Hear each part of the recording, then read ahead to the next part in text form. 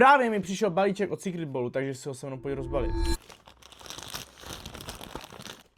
Vzal jsem si teda ten pack z mistrovství světa. Jsem zvědavej, jsem nervóznější víc jak před zápasem. OK.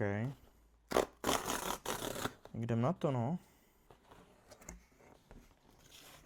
Já se dívat jako nebudu. První, co si dám, tak si dám samozřejmě tady tu krovku.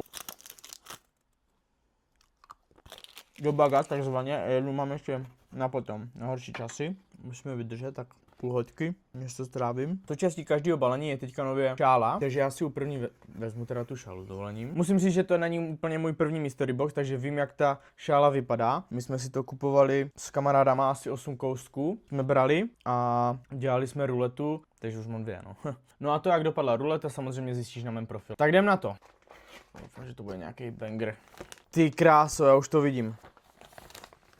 Tak ten je nádherný. Belgie, let's go, hej, to je přesně ten dres, který jsem, jakoby, nebo jeden z těch dresů, který jsem fakt jako reálně chtěl, protože se mi tady tahle barva hrozně líbí. Ten je, ty ornamenty jsou fakt dělo, takové ty korunky, nevím, jestli to bude vidět. Zhodou okolností jsme si to vylosovali i na té ruletě, takže vím, jak ten dres vypadá, ale hrozně jsem jim to záviděl, takže ho mám i já.